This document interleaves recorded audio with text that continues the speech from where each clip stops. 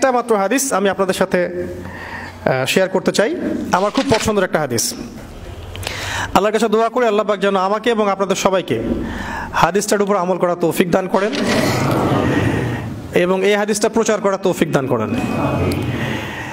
সহিহ মুসলিমের 9 নম্বর হাদিস আর মিশকাতুল মাসাবিহ যে বইটা আছে এই বইটার 2 নম্বর হাদিস।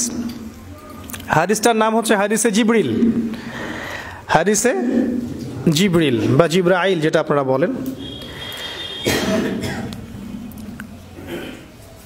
রাসূলুল্লাহ সাল্লাল্লাহু আলাইহি ওয়াসাল্লাম, আমরা নবীর নাম শুনলে দরুদ পড়ব, তিনি একদিন মসজিদে ঠিক এভাবে বসেছিলেন আর তার আশপাশে সাহাবায়ে কেরাম রাদিয়াল্লাহু আনহু এভাবে ঘিরে ধরেছিলেন।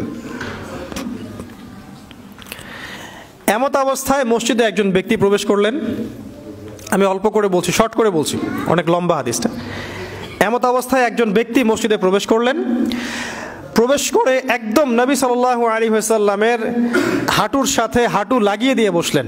তাহলে কিভাবে বসলেন? তাশাহুদ আত্তাহিয়াতুর সময় আমরা যেমন করে বসি ঠিক এইভাবে বসলেন, নবী সাল্লাল্লাহু আলাইহি ওয়াসাল্লামের হাঁটুর সাথে হাঁটু লাগিয়ে দিয়ে, এবং নিজের 2 হাত আল্লাহ রাসূলের 2 উরুর উপরে রাখলেন।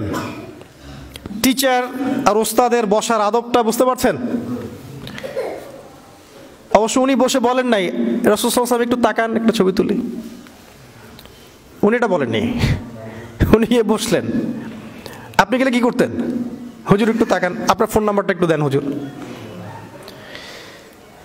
এবার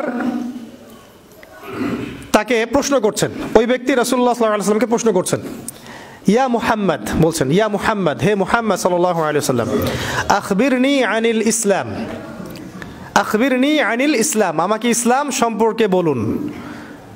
জানতে এসেছেন, ইসলাম সম্পর্কে বলুন। আর যে ব্যক্তি আসলেন তার চুলগুলো ছিল খুবই কালো, ঘন কালো চুল, ঠিক আছে, কুচকুচে কালো, আর জামাটা ছিল খুব সাদা, ধবধবে সাদা। মানে সফর করে আসলে যে একটা চিহ্ন থাকে এরকম কোনো চিহ্নই তার মধ্যে নাই, মনে হলো আকাশ থেকে টুক করে পড়ছে এরকম। খুবই সুদর্শন, খুবই সুদর্শন দেখতে। নবী সাল্লাল্লাহু আলাইহি ওয়াসাল্লাম বলছেন, উত্তর দিচ্ছেন যে আল ইসলাম, ইসলাম হচ্ছে, ইসলাম ধর্মটা হচ্ছে ইসলাম ধর্মটা হচ্ছে আন তাশহাদা আল্লা ইলাহা ইল্লাল্লাহ ওয়া আন্না মুহাম্মাদান আবদুহু ওয়া রাসূলুহু।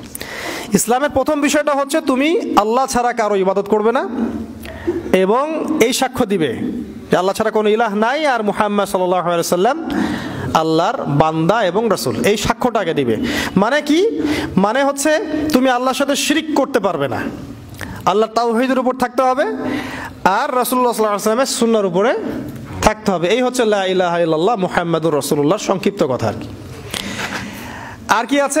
ওয়ান তুকিমাস সালাহ, এবং তুমি সালাত কায়েম করবে, দৈনিক 5 ওয়াক্ত নামাজ আদায় করবে। 3 নাম্বার ওয়ান তুতিয়াজ যাকাত, এবং যাকাত তুমি প্রদান করবে, নিসাব পরিমাণ সম্পদ থাকলে প্রতি বছর যাকাত প্রদান করবে। ওয়া তাসুম রমাদান, এবং রমাদান মাসে তুমি রোজা রাখবে, সাওম পালন করবে, এবং যদি সামর্থ্য থাকে তাহলে তুমি আল্লাহর বাইতুল্লাহ হজ করতে যাবে।